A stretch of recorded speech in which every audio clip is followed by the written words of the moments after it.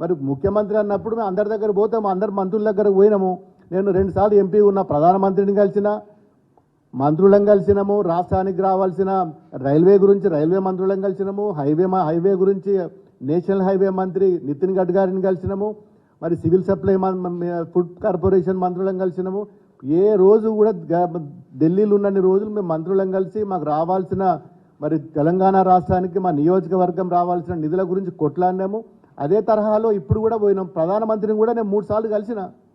అదే తరహాలో ఈరోజు ముఖ్యమంత్రి గారిని కలవడం తప్ప, మంత్రులను కలవడం తప్ప, అధికారులను కలవడం తప్ప, సెక్రటరియట్కి నేను పోయిన ఇప్పటికి 4-5 సార్లు సెక్రటరియట్కి పోయిన అధికారుల దగ్గర మా ఫైల్స్ పట్టుకొని.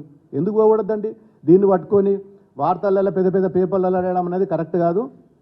మీరు మొన్న ఎలక్షన్లో ఇప్పుడు ఏమేమి వాగ్దానాలు చేసారో తెలుసు. 6 పథకాలు, 6 కాదు గ్యారంటీలు మీరు చేసిన 13 గ్యారంటీ పథకాలు చేసిండ్రు. అవి ఇస్తే మేము కూడా స్వాగతిస్తాము, మీరుని సన్మానిస్తాము, శాల్వాలు కప్తాము, బ్రహ్మాండంగా మీరుని ఊరేగిస్తాము.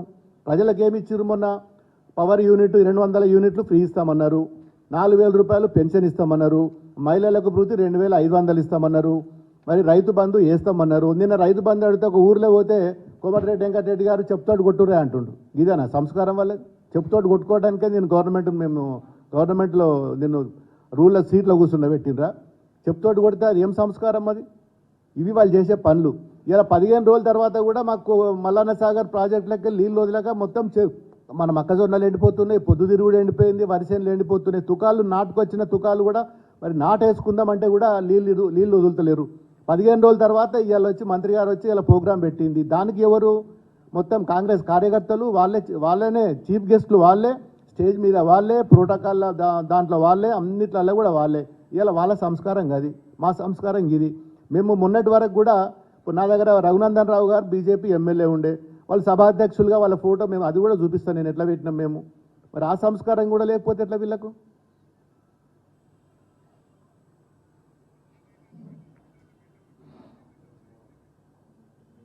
ఫస్ట్ సభాధ్యక్షుడు మినిస్టర్ కింద పెట్టినాం.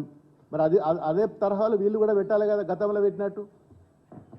అంటే రకరకాల తప్పు పనులు చేసి మీరు అనవసరంగా మమ్మల్ని బదనాం చేసి పార్టీలు మారుతుండనేది కరెక్ట్ కాదు. ఖచ్చితంగా ఈరోజు రేపు జరగబోయే ఎన్నికల్లో కూడా మరి మెదక్ పార్లమెంట్లో 100% గెలిచేది గులాబీ జెండా.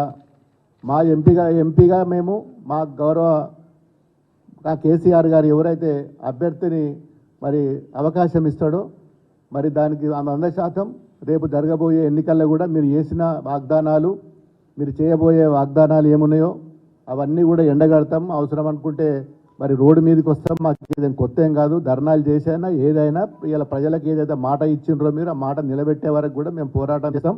వచ్చే ఎన్నికల్లో కూడా ఖచ్చితంగా మెదక్ గడ్డ మీద ఎగిరేది గులాబీ జెండా. మా పార్టీ ఉన్నంతసేపు, మేము ఉన్నంతసేపు గులాబీ జెండా నిష్పెట్టి, కేసీఆర్ నిష్పెట్టి ఎక్కడ పోయే అవసరము లేదు, మాకు ఉద్దేశము లేదు. మేము ఇప్పుడు కాదు, మళ్ళీ ముఖ్యమంత్రి గారిని నిన్న కలుసుడు కాదు, ఇంకా 100 సార్లు కూడా కలుస్తాం. సమస్యల మీద మా ప్రజల కోసం అందరు మంత్రులను కలుస్తాం, ముఖ్యమంత్రి గారిని కలుస్తాం. మరి ఇంకా 5 సంవత్సరాలు మ్యాండేట్ ఇచ్చిండ్రు.